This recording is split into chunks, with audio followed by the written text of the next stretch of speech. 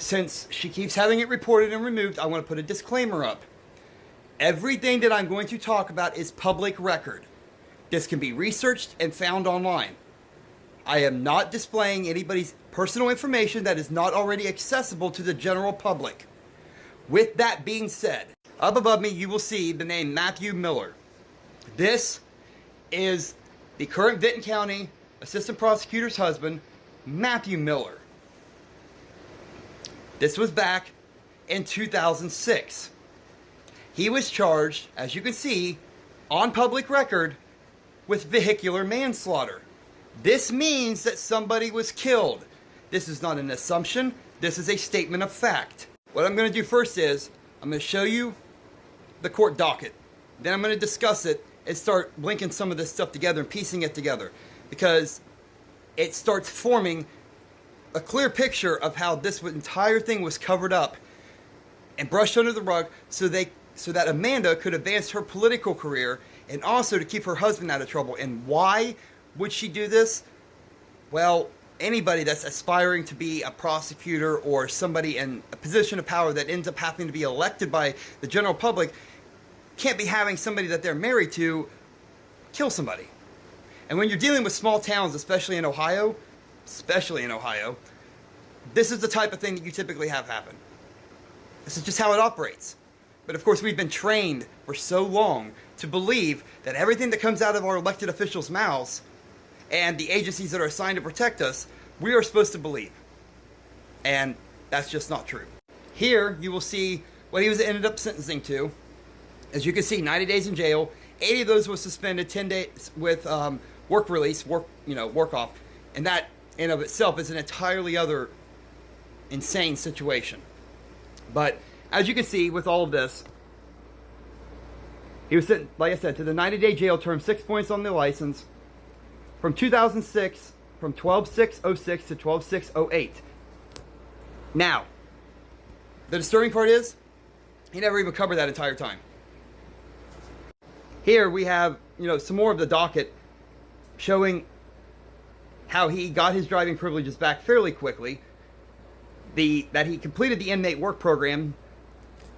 And mind you, the inmate work program was being done at a facility that his wife, Amanda, was a governing member of that could vote on the board.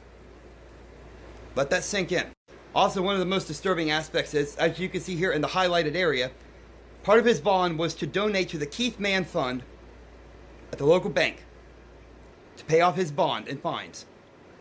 The even more concerning part, that was refunded back to him when everything was over with. We'll show you that document. We'll show you that page here in a minute too. The image behind me is a screenshot of an article from a newspaper where Amanda was trying to run for juvenile court probate judge, showing her achievements in past positions that she's held. Now, this was in 2020. This crime took place in 2006. So we're so far ahead now that people are going to forget about what happened. And they did. And why? That's because there was no obituary, there was no articles or nothing. Why am I saying this? Because I want you to see the position that she held and what at the time that this all happened.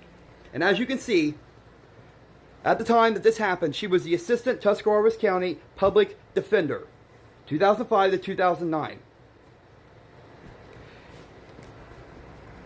He was released early from his probation and everything else in May of 2008.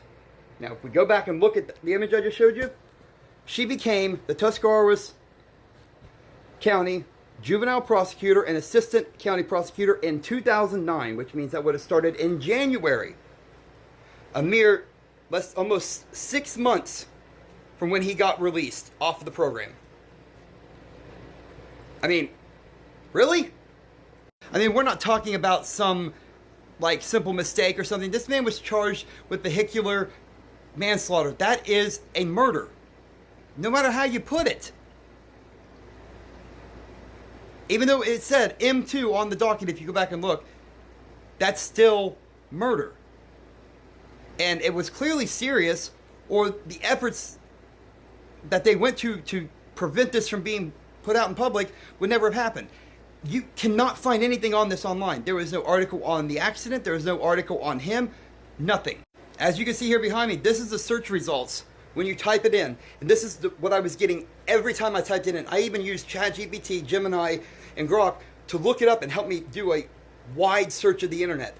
Nothing. There was nothing about a Keith Mann, about a Matthew R. Miller, 2006, manslaughter, accident, nothing. It doesn't exist. It's been wiped completely from the internet.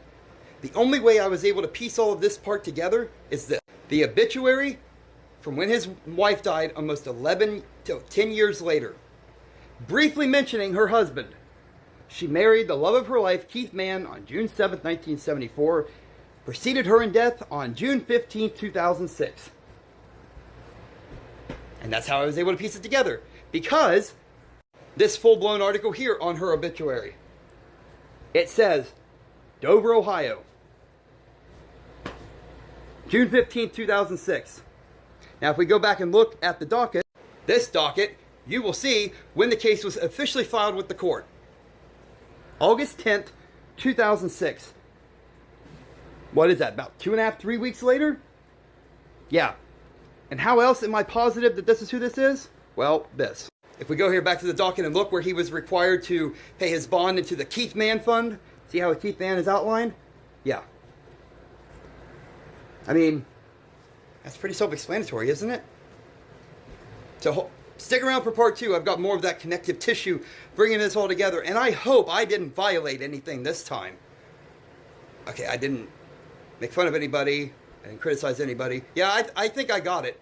So if this video gets removed, I know why. Part 2 coming soon.